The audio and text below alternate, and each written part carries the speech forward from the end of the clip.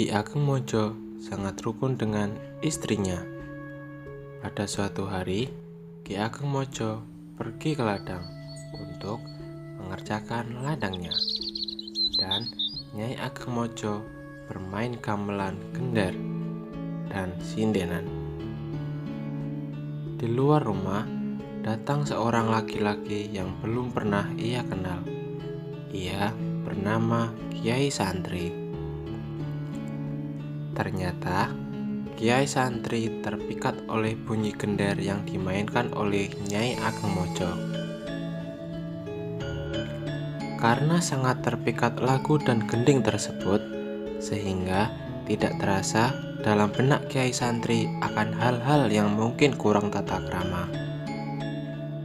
Akhirnya Kiai Santri masuk ke dalam rumah dan duduk di belakang Nyai Ageng Mojo sambil ikut bernyanyi.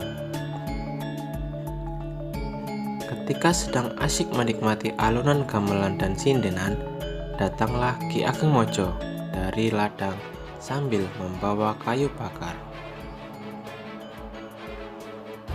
Alangkah terkejut dan geramnya ketika melihat Nyai Ageng Mojo sedang asyik bermain gender sambil ditemani oleh orang yang tak pernah ia kenal. Dalam hati, Ki Ageng Mojo beranggapan bahwa istri tercintanya berbuat senonoh dengan laki-laki tersebut. Karena kecemburuan yang dilandasi emosi, Ki Ageng Mojo naik pitam.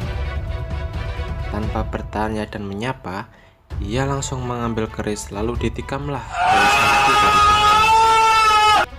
Setelah itu, Ki Ageng Mojo lalu menikam istrinya dengan keris yang tadi digunakan untuk menikam Kiai Santri. Nyai Ageng Mojo meninggal seketika. Akan tetapi, Kiai Santri tidak langsung meninggal. Ia masih meninggalkan pesan untuk Ki Ageng Mojo. "Kamu telah membunuh orang tanpa dosa. Aku tidak seperti yang kamu pikirkan. Aku akan buktikan kesucian pribadiku. Aku mohon kepada Tuhan Yang Maha Esa. Apabila aku bersih tanpa dosa, darah yang mengalir dari tubuhku ini akan berubah warna menjadi putih.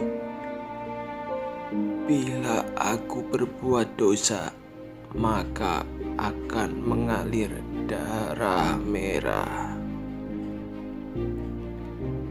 Setelah diam sejenak, ternyata benar, darah yang keluar dari Kiai Santri berubah menjadi putih dan mengeluarkan aroma yang semerbak wangi. Setelah melihat kejadian itu, Ki Ageng Mojo merasa menyesal.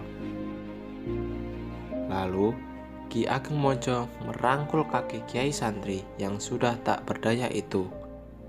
Dan dengan rendah hati, Ki Ageng Mojo memohon maaf atas kesalahan yang telah diperbuatnya. Kiai Santri akhirnya dimakamkan di Dusun Mojo di Kecamatan Punung. Makam Kiai Santri dianggap keramat oleh masyarakat sekitar dan dijadikan makam yang berfatwa. Sampai sekarang, makam Kiai Santri dijadikan tempat ziarah.